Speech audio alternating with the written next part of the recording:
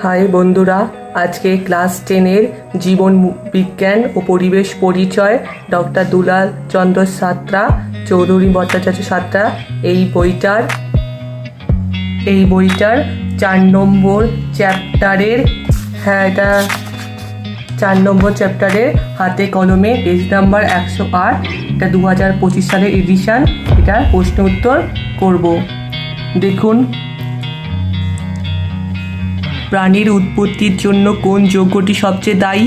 Nucleic acid. জীবনের উৎপত্তি রাসায়নিক তত্ত্বটি ওপারিনো হ্যালডেন। যোগ্যতমের উদ্বর্তন কথাটির সমর্থক হলেন ডারউইন। অরিজিন অফ স্পেসিস বইটি ডারউইনের লেখা। ডারউইন তত্ত্বের মূল প্রতিপাদ্যটি বিষয়টি হলো প্রাকৃতিক নির্বাচন। অস্তিত্বের জন্য জীবন সংগ্রাম হলো ডারউইন। ঘোড়ার আদি পূর্বপুরুষ হলো ইউহিপাস। এটা আদা আলু ওল হলুদ হবে 8 নম্বরেরটা।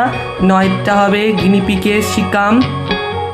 10এরটা পৃথিবীতে প্রাণের সৃষ্টির সময় পরিবেশ ও গ্যাসের যে অনুপস্থিত ছিল এটা হলো O2 হবে, মানে অক্সিজেন। কোনটি জিরোফাইট উদ্ভিদ? ক্যাকটাস। পায়রার বায়ুথলি কটি এয়ার স্যাক থাকে? 9টি হবে। পটকার কোথায় রেড বলে থাকে? অগ্রপ্রকোষ্ঠে। মৌমাছি ওয়াগ তেল নৃত্যের মহড়া দেখতে কেমন?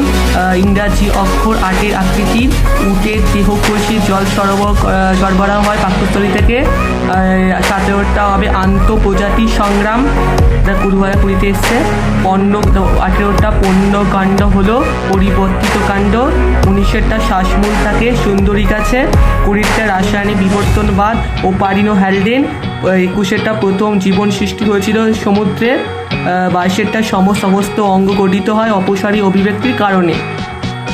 তারপর কুমির, 23টা কুমিরের হৃৎপিণ্ড প্রকোষ্ঠ সংখ্যা 4টি, আর এটা মানব দেহ 4টি প্রকোষ্ঠ হয়। 24টা নিচের কোণ এটা হবে অন্যান্য শ্রমিক মৌমাছিদের মৌচাক থেকে খাদ্যের উৎসে উপভোগ করে দূরত্ব জানার জন্য। 25টা নিউরোম্যাটোফোর হলো শ্বাসরন্ধ্র। 26টা পৃথিবীতে প্রাণ সৃষ্টির সময় পরিবেশে যে গ্যাসটি অনুপস্থিত ছিল সেটা হলো O2, এটা আগেও একবার ছিল বলা হয়েছে। 27টা হলো পুকুরে 2 মাছেদের মধ্যে সংগ্রাম হলো অন্তঃপ্রজাতি সংগ্রাম। 28টা হবে 29টা নিচের কোনটি জিরোফাইট উদ্ভিদ? এটা ক্যাকটাস।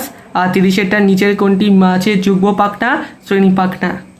ঠিক আছে, এই ছিল 108 ও 109 পেজের জীবন মুখোপাধ্যায় না মাইতি বেড়া সাঁতরার প্রশ্ন উত্তর ছিল 4 নম্বর চ্যাপ্টারে। এই অভিব্যক্তি ও অভিযোজন থেকে এইগুলো ছিল। ঠিক আছে, চলুন।